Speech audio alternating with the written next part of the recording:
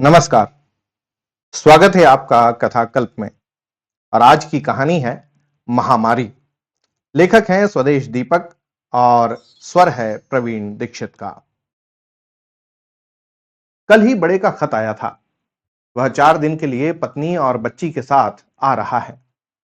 मां अनपढ़, लेकिन पोस्टकार्ड पर लिखी लाइनों से ही पहचान गई थी कि खत संतोष का है। सिर्फ वही है जो सारा पोस्टकार्ड जाया कर दिया करता है। पति बाजार से लौटे तो कहा था, देखना, संतोष का खत है ना? क्या लिखा है? सारे आ रहे हैं ना? एक साथ बहुत सारे सवाल पूछने की आदत बहुत पुरानी है, अभी भी गई नहीं। जब जब बड़े का कभी कभार कोई खत आ जाता है तो वह वही बंधे बंधाए सवाल पूछा करती है, लेकिन बड़ा आता जाता बहुत कम है। मास्टर जी को खत का मजमून बताने के बाद हमेशा उसके आहत हो जाने को झेलना पड़ता है, लेकिन लड़के के आने की खबर उसे देकर उनके दिल में भी छोटी सी खुशी कूद गई थी। वह बाहर के दिखावे और टीम टाम में खुद भी विश्वास नहीं करते। लड़के के साल साल तक न आने का कहीं गहरे में बुरा नहीं मानते, लेकिन यह जरूरी तो नहीं कि हर सवाल का ठीक जवाब किसी को खुशी भी दे। एक बार देर तक न आने की बात की थी तो लड़के ने समझाया कि बिना वजह से कहीं आना जाना उसे फिजूल लगता है। कभी कोई बात हुई है, काम पड़ा है, जरूरत आ खड़ी है हुई है, तो वह हमेशा क्या पहुंचा नहीं? कोई जरूरत आ पड़ने पर पहुंचने की बात उन्हें सही लग गई थी। नौकरी से रिटायर होने के बाद 40 रुपए की पेंशन मिलने पर, छोटी लड़की की शादी करने पर जरूरतें पड़ती ही रही हैं। और जैसे तैसे बड़ा पहुंचा है, जो हो सका था किया भी। पत्नी को भी समझाने की कोशिश की थी, लेकिन वह ठहरी अनपढ़। आज के आदमी की तरह वह सूखे तर्क और कारण के आधार पर न जीती है न बात करती है।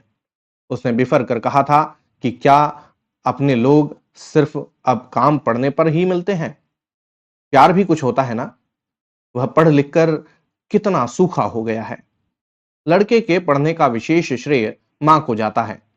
सारे विरोध होने के बावजूद कि कॉलेज का खर्चा कौन देगा और बच्चे भी हैं, उसने पढ़ाई के बारे में डटकर लड़के का साथ दिया था। लड़का पढ़ा, उसकी अच्छी नौकरी लगी, और तब तो उसके दिल में ठंड पड़ जाया करती है जब लड़का अब भी दूसरों के सामने स्वीकार किया करता है कि उसको पढ़ाने वाली बनाने वाली उसकी मां ही है। लेकिन एक दुख उसे हमेशा सताता रहा है। नौकरी बाहर के शहर में लगने पर लड़के का घर आना जाना कम हो गया। कुंवारा था तो कोई बात न थी, वही पुरानी आदत। अब आस पड़ोस के लोग लड़के, बहू और बच्ची के न आने की बात पूछते हैं तो वह अपमानित होती है। लोग तो कमीने हैं, यही सोचते होंगे ना कि शायद अब लड़के और उसकी घरवाली से बनती नहीं। इसलिए लड़के के आने की बात पर उसने पति से फिर पूछा था, किस तारीख को आ रहा है? कितने दिन रहेंगे? पता नहीं कपड़े भी साथ लाते हैं कि नहीं। दोनों लापरवाह हैं। मीनू के बारे में कुछ नहीं लिखा? मुझे याद करती है ना? मास्टर जी ने सारे सवाल सुने, जरूरी सवाल का चुनाव किया और बताया कि कल सुबह आएंगे और 4-5 दिन रहेंगे। दादी को मीनू के आने की खुशी लड़के के आने से कहीं ज्यादा थी। 3 साल की उम्र में कितनी बातें करती है। वह मीनू से मिलने महीने में एक आध बार आ जाया करती है। लड़का और बहू तो बस चुप रहते हैं। उन्हें आपस में बहुत बातें करते कभी नहीं देखा सुना। उससे क्या बोलेंगे? पहले मिलने जाती थी तो सुबह जाकर शाम को लौट आया करती थी। वहां तो दिल तंग पड़ जाता है। लेकिन जब से मीनू ने बोलना शुरू किया है, महीने में 2-3 दिन लड़के के यहाँ लगा आती है। कितना बोलती है। मरजानी बिल्कुल मेरे ऊपर गई है। उसे अपने बहुत बोलने की आदत का पता है, जिसे मास्टर जी बड़बड़ करना कहते हैं। वह काम करते हुए मुस्कुरा रही है। चलो, लड़के के घर भी बड़बड़ करने वाली पैदा हो गई। कोई तो आया घर की चुप्पी तोड़ने वाला। आज सुबह से वह झाड़ पोंछ और सफाई में लगी है। बीच बीच में आस पड़ोस में जाकर बता भी आती है कि बड़ा आ रहा है, पूरे 4-5 दिन के लिए। यह सूचना देने का उसका मकसद उन्हें बताना है कि देखो हमारी बनती है, ऐसी वैसी कोई बात नहीं। बाहर रिक्शा रुकने की आवाज आई। वह दौड़कर दरवाजे के पास पहुंची। रिक्शे में रखा छोटा सूटकेस देखकर उसे विश्वास हो गया कि लोग कुछ दिन ठहरेंगे। अंदर कहीं ठंड पड़ जाती है। दौड़कर मीनू को उठा लिया। बड़ा सूटकेस उठाकर अंदर आता है। बहू से नमस्ते होती है। हालचाल पूछने पर सिर हिला देती है। मां को कहीं तकलीफ होती है कि वह उससे खुलती नहीं। लेकिन छोड़ो, अब मीनू जो है। अब दादा ने मीनू को उठा लिया। महीनों बाद मिली है। इस बीच एकदम से पूरे वाक्य बोलने लग पड़ी है। दादा को बीड़ी सुलगाते देखकर पूछती है, आप क्या पी रहे हैं? बीड़ी। अपने पिता को वह सिगरेट पीते देखती रहती है। यह बीड़ी शब्द उसके लिए नया है। झूठ बोलते हो, सिगरेट है सिगरेट। हाँ। दादी मीनू को अपनी गोदी में खींच लेती है, चूमती है।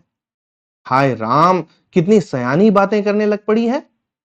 बाहर दूध वाला आया है। मां बर्तन उठाकर बाहर गई। फिर वहीं से आवाज देकर पूछा, काका, कितना दूध फालतू लेना है? संतोष पत्नी से पूछकर मां को बताने बाहर आता है। अभी कुछ और लोग दूध ले रहे हैं। वह मां से कहता है, जितना रोज लेती हो ले लो। काका, हम तो एक पाव ही रोज लेते हैं। 2 टेम की चाय ही तो बनानी होती है।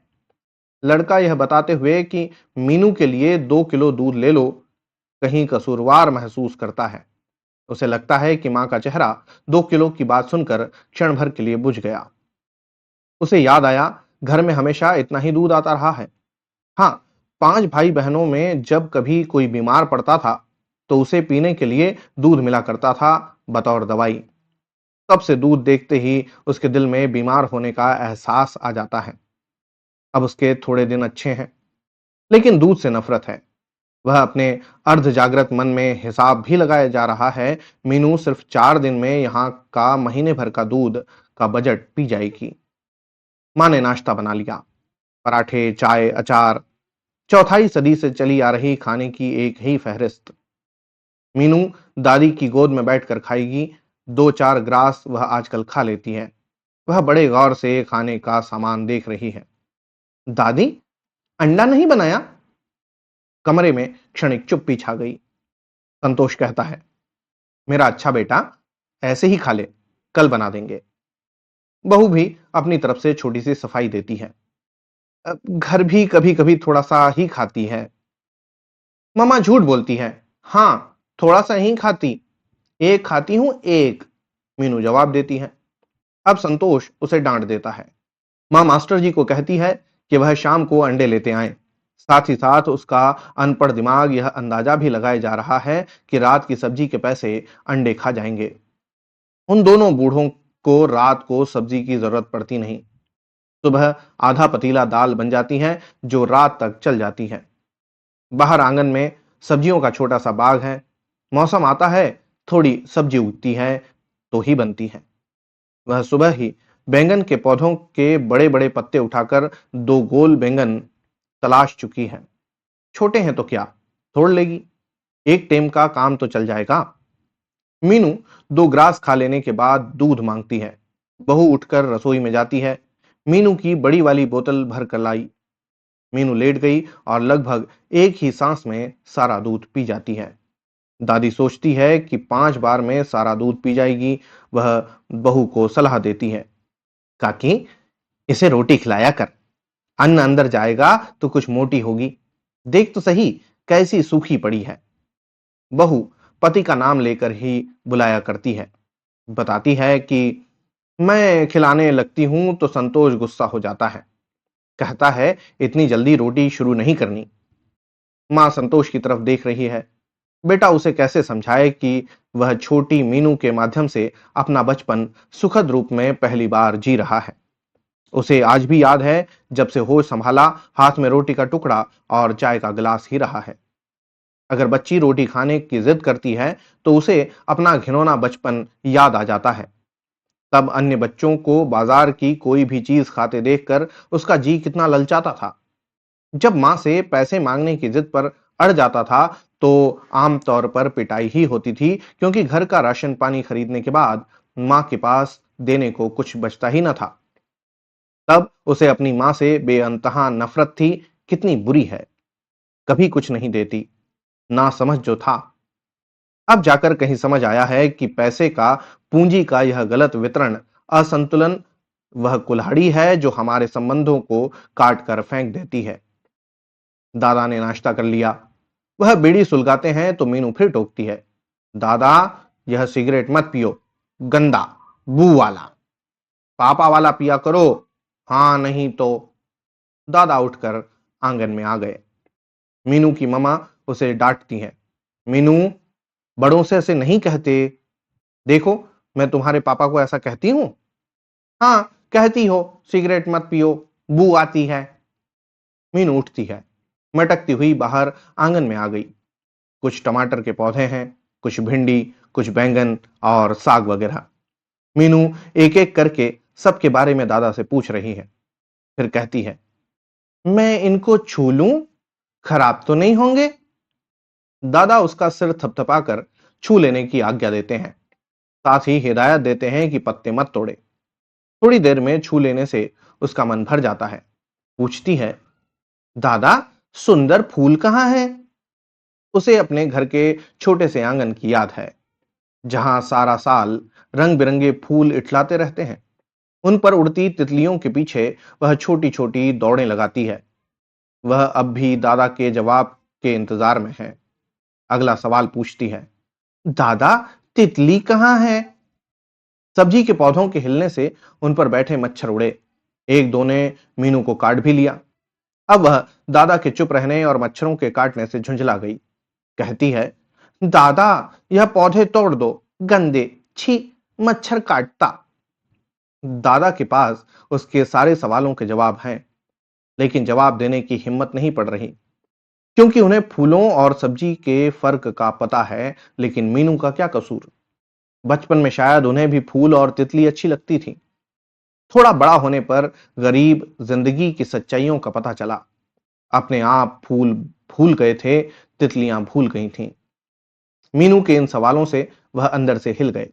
उनका जी चाहता है कि इसी वक्त खुरपा उठाएं और सब्जी के इन पौधों को जड़ से काट दें, यहां फूल लगा दें जिन पर तितलियां उड़ती रहें।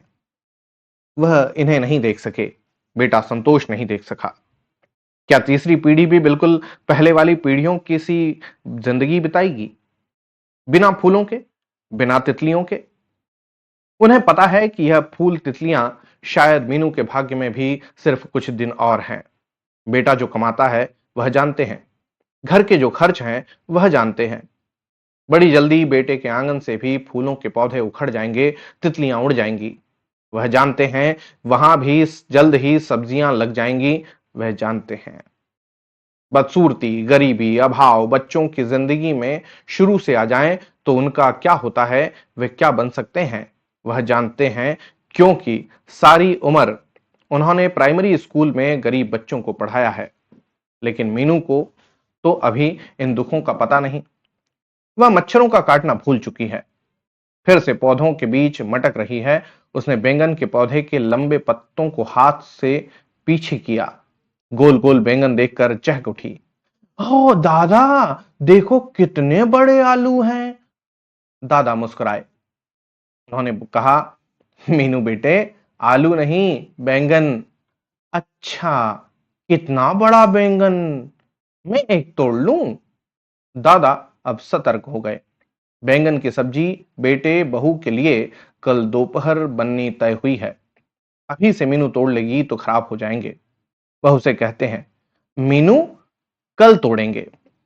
नहीं, अभी तोड़ूंगी, बस एक, हाँ। वह उसे पकड़कर क्यारी से बाहर निकालते हैं।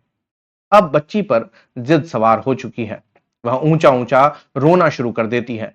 दादी भी रसोई से बाहर आ गई। मीनू अपनी मां के पास शिकायत कर रही है, मामा, दादा बहुत गंदे हैं, मुझे तोड़ने नहीं दिया। दादी मास्टर जी से कहती है, तोड़ लेने देते जी, क्या फर्क पड़ता है? मास्टर जी खींच गए। जरा तेज आवाज में बोलते हैं, तो कल सब्जी। फिर उन्हें ख्याल आता है कि बेटे बहू के सामने तो यह वाक्य बोलना नहीं था। वह कमरे से बाहर चले जाते हैं। बहू इस आधे बोले गए वाक्य से ही सब कुछ समझ गई। इतना कड़ा भाव शायद अपनी जिंदगी में उसने पहली बार देखा। पति से बोली, संतोष, कैसे चलाते होंगे घर का खर्चा? सुनो, हर महीने यहां कुछ भेज दिया करो ना। पति कोई जवाब नहीं देता। उसे कैसे बताए कि कहना आसान है, भेजना कितना कठिन। फिर कई बार एक मुश्त बड़ी रकम भी तो घर में देनी पड़ जाती है। वह उसके जवाब का इंतजार नहीं कर रही है। वह जानती है संतोष क्या सोच रहा है। उसके दिमाग के कोनों में इस वक्त छोटी छोटी रकमें इधर से उधर उछल रही होंगी, आपस में जमा होती, फिर घटती, फिर शेष क्या बचा इसका लेखा जोखा करती। लेकिन वह भी इस सच्चाई को समझ चुकी है कि एक रकम से दूसरी चाहे जितनी बार घटाओ, शेष कभी कुछ नहीं बचता। बची हुई रकम तो कुछ विशेषाधिकार प्राप्त लोग पहले ही काट लेते हैं।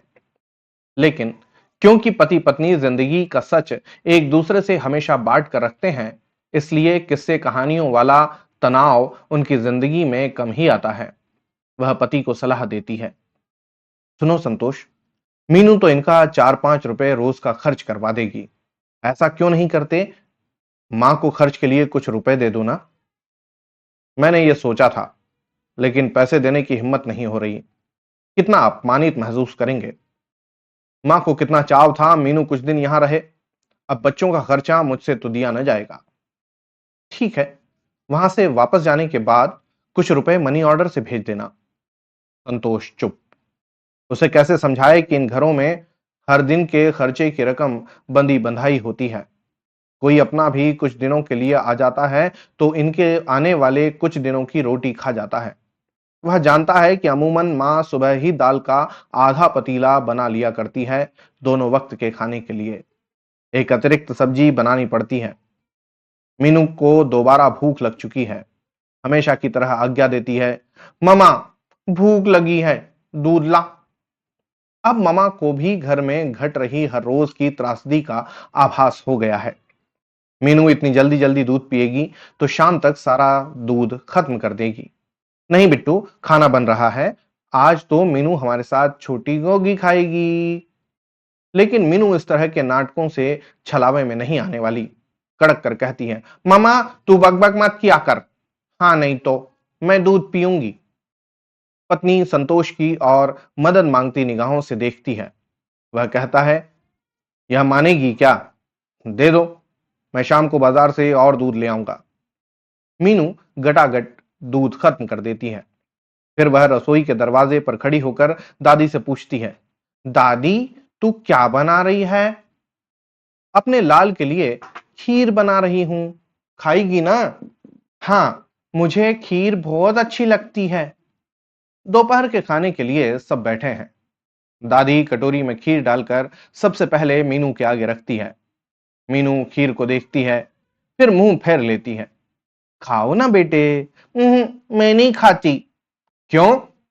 जरा कड़ी आवाज में पूछता है संतोष। नहीं खाती, खीर में दादी ने बादाम नहीं डाले। दादी असहाय नजरों से मीनू को देखती है, समझाती है, बेटे, खीर में बादाम नहीं डालते। देखो मम्मा, दादी झूठ बोलती है, तू डालती है ना बादाम, है ना? संतोष तीखी आवाज में कहता है, मीनू, चुपचाप खीर खा लो। नहीं खाती। दादी गंदी है, दादा गंदा है, मुझे एक बैंगन नहीं तोड़ने दिया, सब गंदे हैं। मम्मा, हम अपने घर चलेंगे। हाँ, यहां नहीं रहते। मां संतोष के अंधे गुस्से को जानती है। पिता जानते हैं, पत्नी जानती है, लेकिन मीनू तो नहीं जानती। संतोष सुबह से माँ बाप की छोटी छोटी मजबूरियां देख रहा है। छोटे छोटे अपमान देख मीनू के इस लंबे वाक्य ने इन मजबूरियों को, अपमानों को आपस में जोड़ दिया। वह उठकर घुटनों के बल बैठ गया, हाथ लंबा हुआ। दिमाग में बैठी मजबूरियों ने एक खूंखार जानवर का रूप धारण किया। जानवर उछलकर हाथ पर आ बैठा। हाथ पूरे जोर से उठा और मीनू के दाएं गाल और नाक के आधे हिस्से पर फड़ाक की आवाज के साथ जानवर ने छलांग लगा दी। मीनू जमीन पर लुढ़क गई। उसका मुंह खुल गया, लेकिन किसी तरह की आवाज बाहर नहीं आ रही। दादी बेटे को धक्का देकर परे करती है। मीनू की छाती मल रही है। फिर बच्ची के अंदर कैद चीख पूरा जोर लगाती है और मुंह के रास्ते बाहर निकलकर कमरे में फैल जाती है। चीख का तीखा हिस्सा दादी, दादा और मां के दिल के अंदर भी चाकू की नोक की तरह सरसरा कर घुस जाता है। मीनू का मुंह कुछ क्षणों में ही सूज गया। होठ पर लहू की बूंद चमक आई। अब वह लगातार हाहाकार किए जा रही है। संतोष खाना छोड़कर सिगरेट सुलगाता है। दादा बीड़ी सुलगा लेता है। पत्नी मीनू को गोदी में लेकर हिला डुला रही है। फिर उसे उठाए हुए बाहर आंगन में चली जाती है। मास्टर जी बेइंतहा गुस्से में हो तो बेटे की तरह बेकाबू हो जाते हैं। पत्नी से कहते हैं, बज्जात औरत, 4 बादाम खीर में डाले नहीं जा सकते थे? घर में बादाम कहाँ हैं?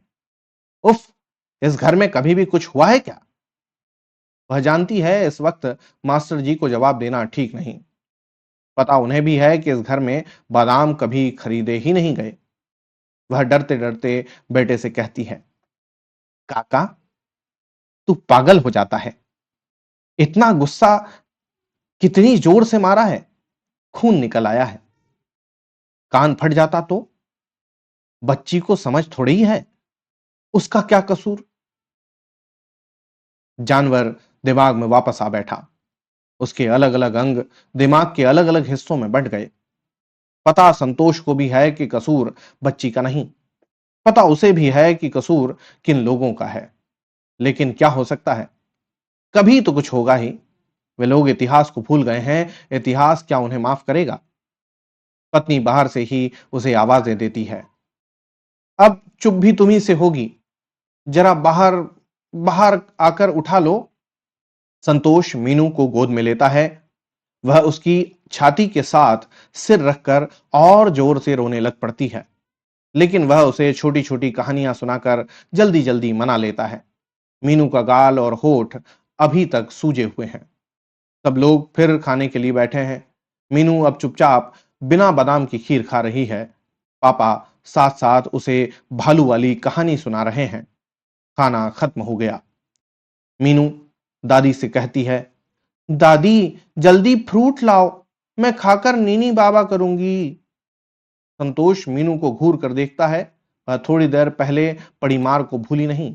झट से कहती है, पापा, अच्छे बच्चे फ्रूट नहीं मांगते? नहीं बेटा। अच्छा, दादी, तू फ्रूट मत ला, दूध दे, मैं सोऊंगी। संतोष और पत्नी याद कर रहे हैं कि घर में रोटी के बाद फल खाने के लिए वे दोनों किस तरह मिन्नतें करते हुए मीनू के पीछे घूमते हैं। वह 100 नखरे करती है, कई बातें मनवाती है, तब कहीं जाकर कुछ खाया करती है। अभावों की मार सच जल्दी ही समझा देती है। छोटी बच्ची है, कोई संदर्भ नहीं समझती, किसी का कुछ का भी ज्ञान नहीं। फिर भी एक बार मार खाकर सच समझ गई है। अगर ये अभावों से घिरे बैठे चुपचाप जी रहे लोग सदियों से मार खाने के बाद चुप हैं, अपना जो है नहीं मांगते, तो फिर हैरानी कैसी? दोपहर हो गई। ये तीनों लेटे हैं। दादा दादी पास ही के कमरे में लेटे हैं। मीनू और पत्नी सो गए। संतोष को नींद नहीं आ रही।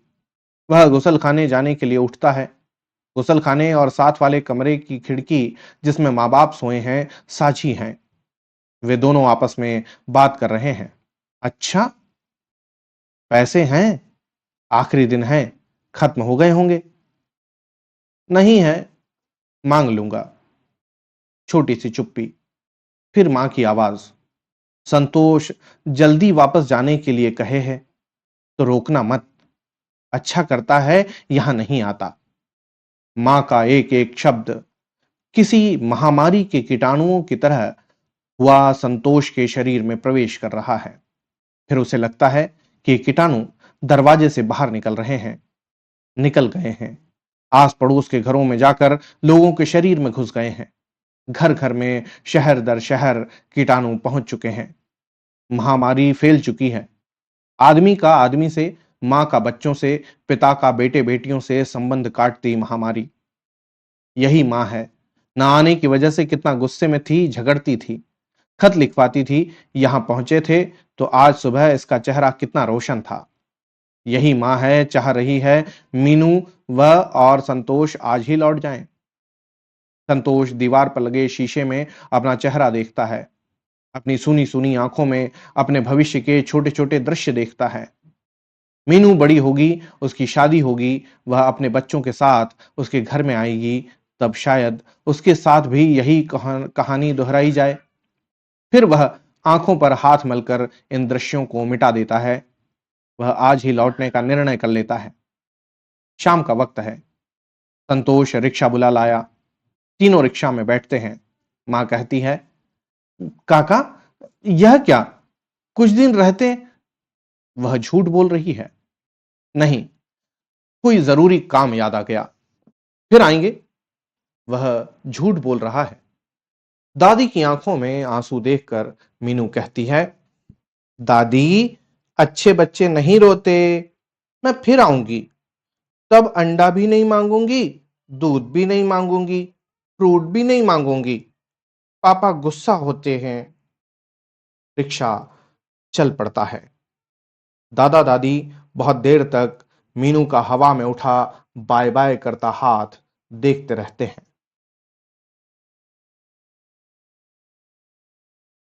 तो ये थी आज की कहानी, महामारी।